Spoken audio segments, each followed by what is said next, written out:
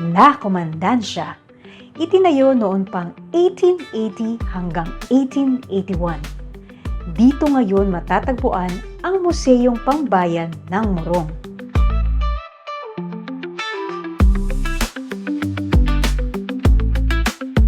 Siya si Tomas Claudio, ang bayaning Pilipino noong World War I.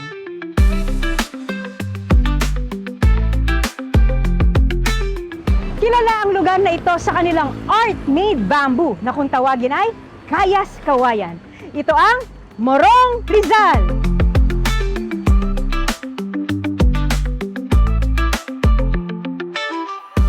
Ay ako po hindi ako nag-practice Dapat sa kawayan ay Yung may silig ang aming ginagamit. yung may tinik. Pero hindi dapat fresh na fresh, parang gano'n. Pwede rin kaya lang medyo malutong. Kailangan sa lingwa po, matutuyo.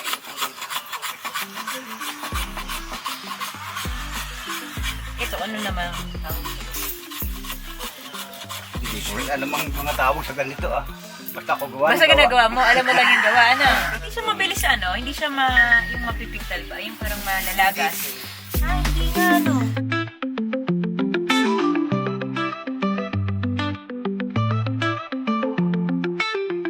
At dito rin sa Morong Rizal matatagpuan ang Diocesan Shrine and Parish of St. Jerome.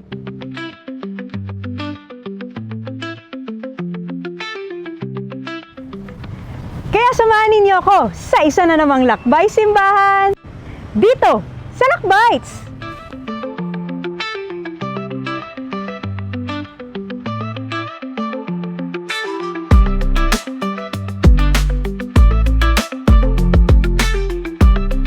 Tuloy po kayo dito sa aming dambana at parokya ni San Jeronimo. Tara!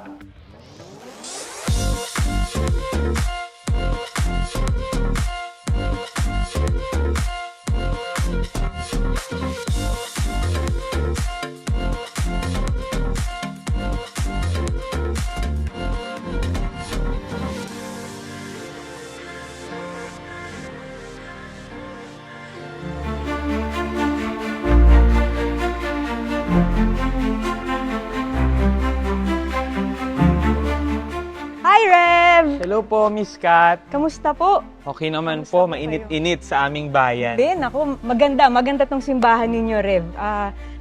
Bilang first time ako dito sa Morong, actually sa Morong.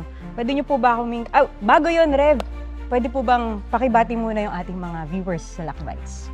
Magandang araw mga kalakbait, Salina. Sana mapanood nyo at makita nyo rin personally ang aming parokya. Yon. Siyempre, ako po first time nandito, Rev. So, para ma-share din natin sa ating mga viewers, pwede niyo po ba kaming makwentuhan tungkol sa kasaysayan nitong parokya? So, this parish talaga ay very historical na, no? Kaya nga, ito rin ay natalaga last year lang bilang National Cultural Treasure ng NCT ng Congrats. ating bayan, bansa. Why? Because of its long history.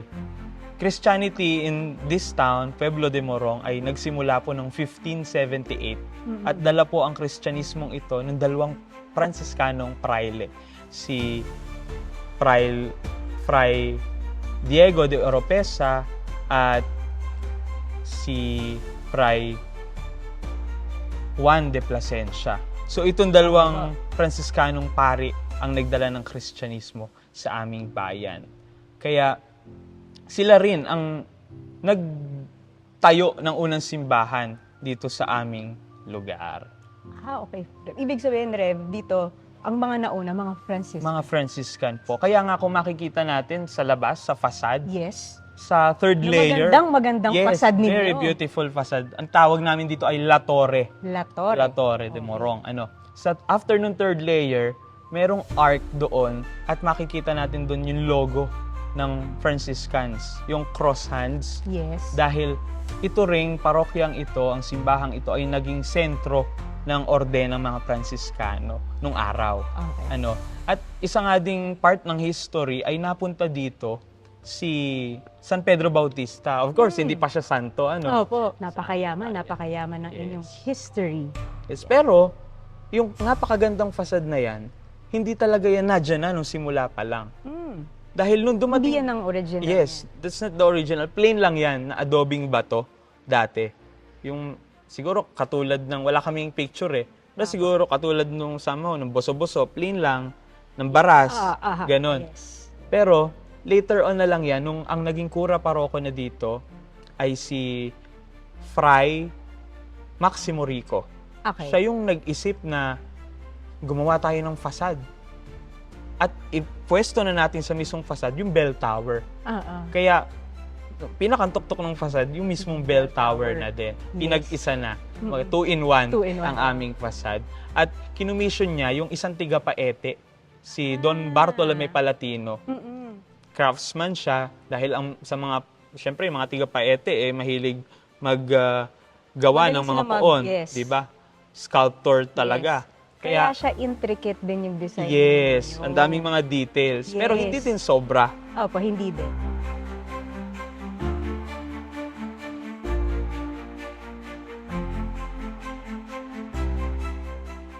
Yung canonical establishment as a parish wherein a first parish priest resident was assigned ay noong 1586. At ito po ay sa pangunguna ni Fray Blas de la Merced.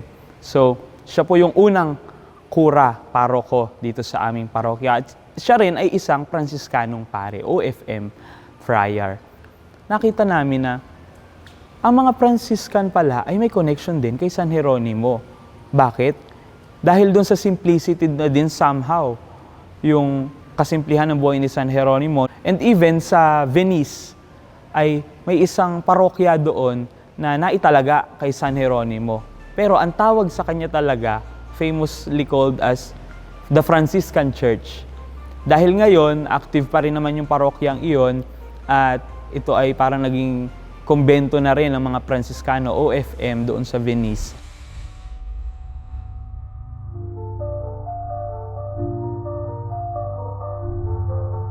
Siguro, Rev, punta naman tayo sa image mismo Yes. ni St. Jerome. Oo, magandang At makita syempre, natin yung yan. inyong relic. Yes. Maganda makapakita natin itong relic sa kanila. Ito ang aming patron and siya ay pinapakita, ang pinoportray ay hermit. Hermit. Kaya ang kanyang pananamit dito Ay is nakahubad, pang-hermit. parang nakahubad, di ba? Hermit kasi, dahil ang mga hermit, more on ano sila penance penitence. Kaya, Prayerful. actually, kaya brown, dahil ang suot niya talaga ay sako. Di ba Apo, yung mga sako yes. noon, color brown? Yes. Kaya brown yung kulay ng suot niya. Pero, makikita naman natin, nakapatong sa leon, yung color red na damit, nakakulay niyo po. Kasi- saktong-sakto. Dahil ito naman, ang nagre-represent. Explain po natin sa lakbay. Para malaman din natin Yes. ang ating mga kalakbites na itong red na kulay na ito ay minsan ding madalas na ginagamit. Hindi nga minsan mas madalas. Actually, kapag sinearch siya, Puro mas naka-red searchable, talaga. Naka-red siya. Hindi talaga naka-brown. Madalang Correct. yung brown. Yes. Red kasi it represents yung kanyang role as secretary to the Pope, to Pope Damasus specifically noon. Na sa panahon natin ngayon, ito ang katumbas ay cardinal. Yes. Di ba ang cardinal naka-scarlet? Yes. Scarlet red yun Kaya yun yung kulay nito. Kaya makikita din natin dito, may bato. Kasi nga penitent So pinupukpok niya yung kanyang dibdib lagi ng bato tuwing nakakaranas siya ng lust.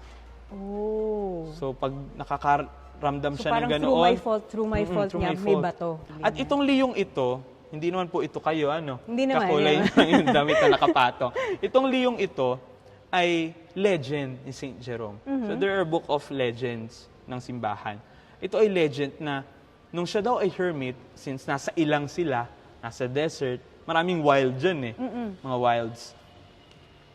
Nakita niya to, lumapit sa kanya. Biruin mo, leon. Leon. King of the jungle yung Correct. lion, di ba? Oo. Nakakatakot, kaya siyang lamunin yan Pero, naging kaibigan niya. Napaamo. Napaamo niya. Bakit?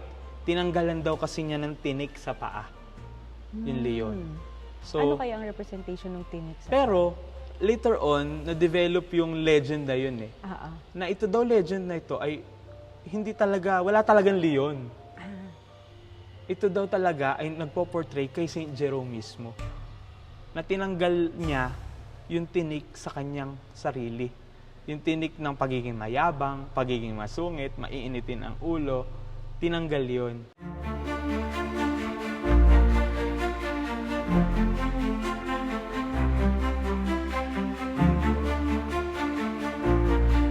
So si San Jeronimo ay isang pari at pantas ng simbahan.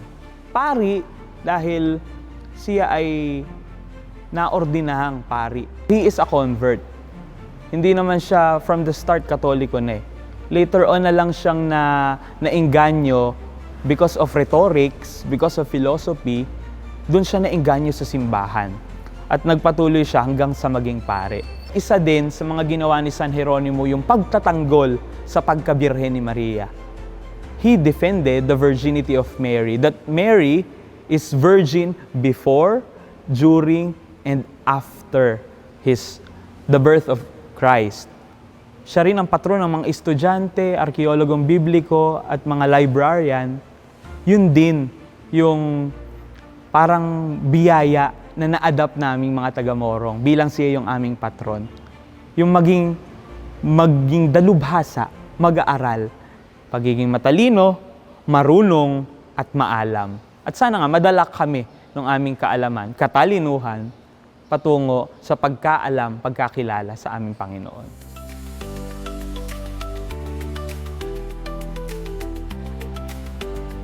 When we pray, we speak to God. But when we read, God speaks to us. Ayon yan kay St. Jerome. Sa architectural design naman ng simbahang ito, tila nangungusap din sa atin ng Diyos dahil sa ganda, pagkapulido, at makasaysayang structure nito.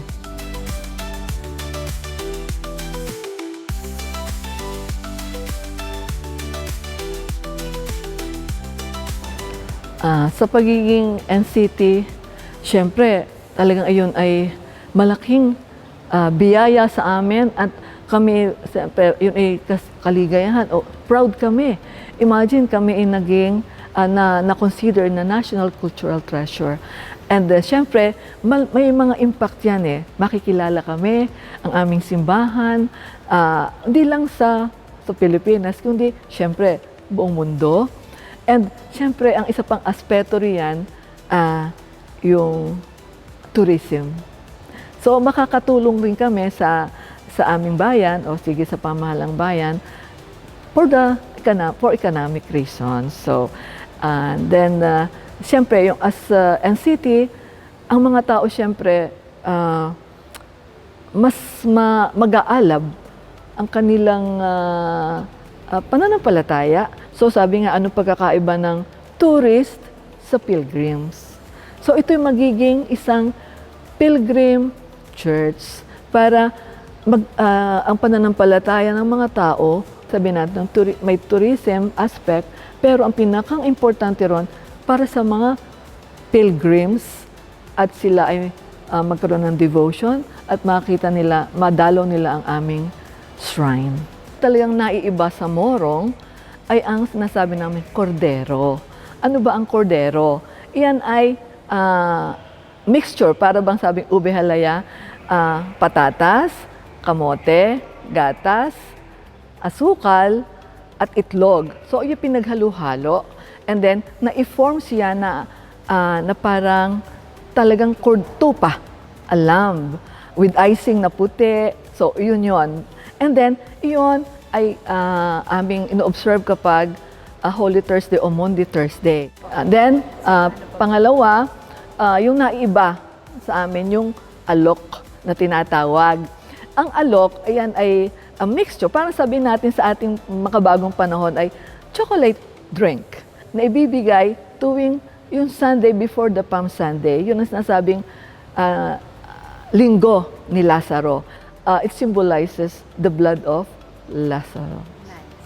And kayas kawayan. So yun, di ba, pagka mayroong mga, alam may kasal o may mga events na, yung, halimbawa sa plaza, yung kayas kawayan, yan, yung kawayan na kinakaskas, pero ginagawa nila ng design.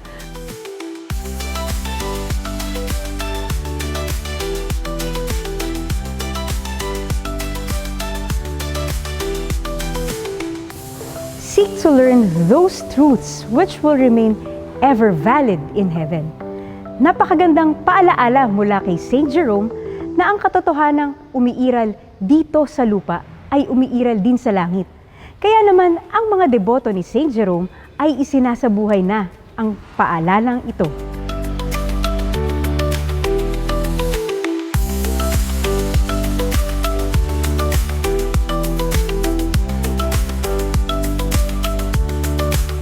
Yung pamimintuho, nagsimula siya doon or nag-ugat siya doon sa Visita Patron. Ngayon po, every 30th of the month, no, ang ginawa po ay pumupunta po kami sa bawat chapel, sa bawat lugar, barangay, kalye-kalye, na kung saan doon po dumadalo si San Jeronimo. Bawat house po may mga intentions or may mga hinihiling through Saint Jerome. Like for example, para sa mga kabataan, para sa mga may sakit, para sa mga nagpapahayag na salita ng Diyos, kasi nga si Saint Jerome. So, bawat bahay may intention na ang nagpa-participate po doon. Yung isa pa po nakita kong magandang naidulot ng pamimintuho. Dati po kasi yung marunong lang magdalit, yung mga dating hermano at hermana, yung matatanda dito sa simbahan, ngayon po, dahil ilang years di sila dinadalaw, taon-taon, natututunan na nila.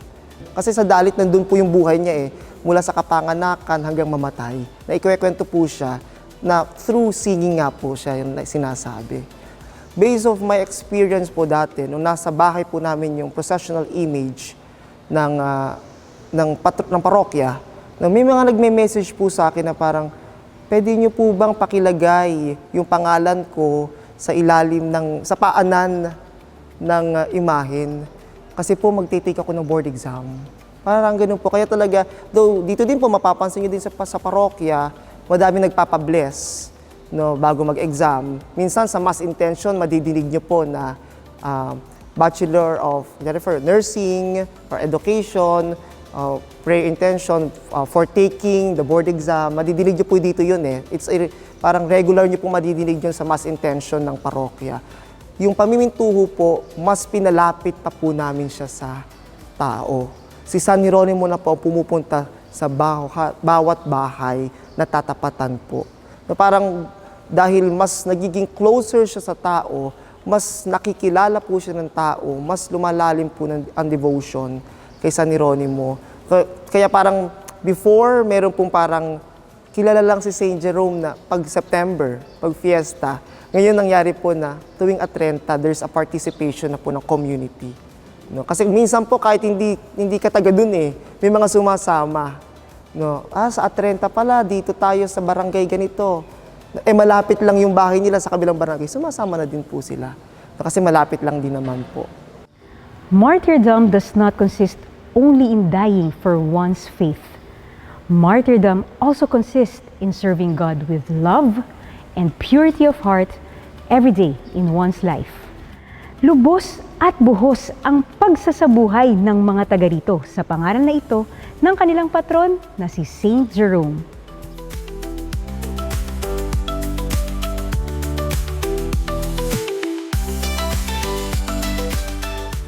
Ang programa po ng Hapag May Ambae Mo, ito po ay pagpapakain ng mga bata or ng mga buntis or ng mga taong walang makain. Ang pinagsisilbihan po namin yung mga batang nasa mga laylayan po, sa mga sulok-sulok na nangangailangan po ng sapat na nutrisyon, sapat na pagkalinga, sapat na edukasyon. Hindi po lamang kasi pagkain ang ibinibigay namin sa mga batang alaga namin, kundi ang pagkain ng ating kaluluwa. Kami rin po ay tumutulong doon sa mga taong may sakit.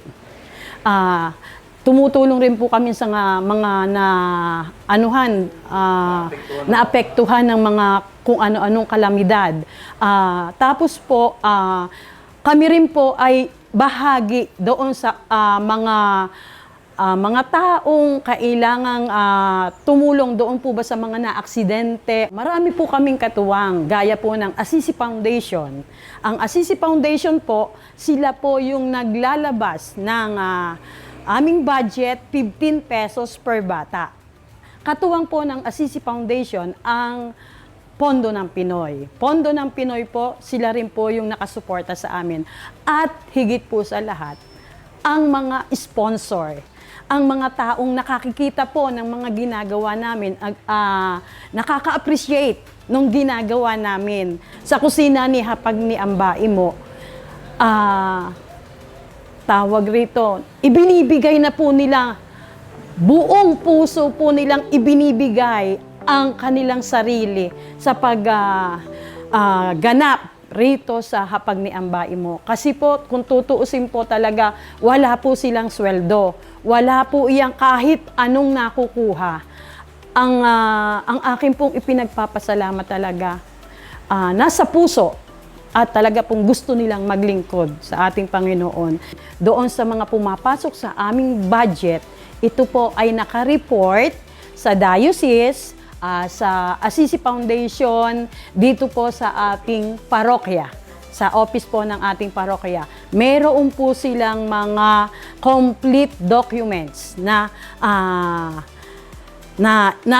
isinasagmit namin, kagaya po ng kahit po ultimong maliit na resibo na susulatan lamang ng tindera sa palengke, yan po ay nakasagmit, naka-attach po lahat yan. Nakita po naman namin ang malaking pagbabago kahit po sa pamilya nila.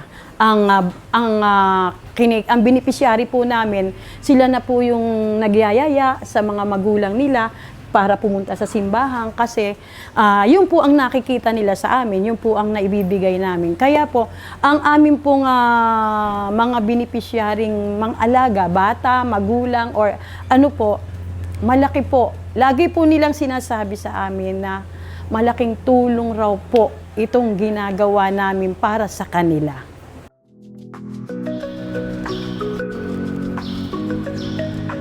Si Saint Jerome ay kilala sa kanyang translation ng Bible sa wikang Latin. Ito ay naging Vulgate o Principal Latin Version of the Bible.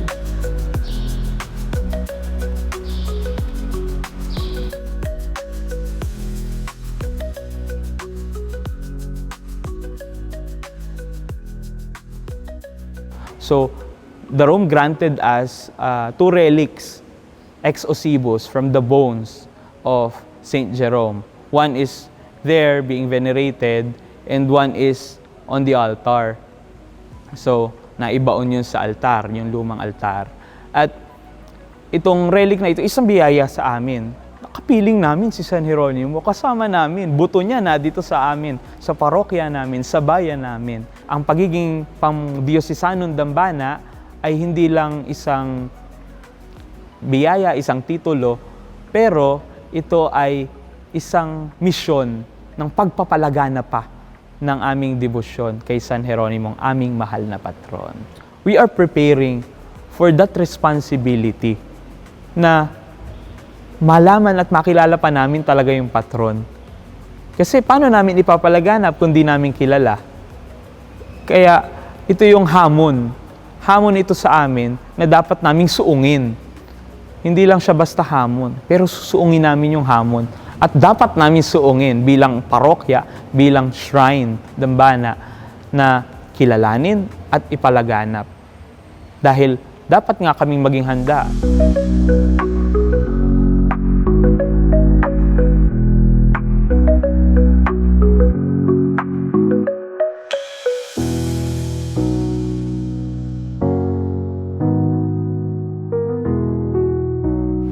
Mga kapatid, inaanyayahan ko po kayo sa ngalan ng aming kura parokong Father Aymard na tara, pumunta tayo rito sa bayan ng Morong upang makita ang ganda ng parokya, makalapit kay San Jeronimo, humingi ng panalangin, humingi ng tulong, at makita siya in his bones through the relic para makita natin at maramdaman natin ang kanyang presensya sa ating buhay.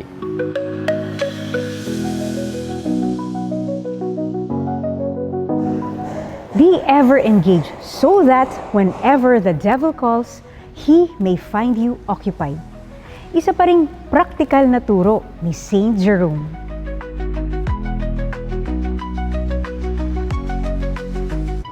panahon natin ngayong abalang-abala ang mundo sa maraming bagay, paalaala sa ating maging abala sa mabubuting bagay para hindi tayo makagawa ng masama.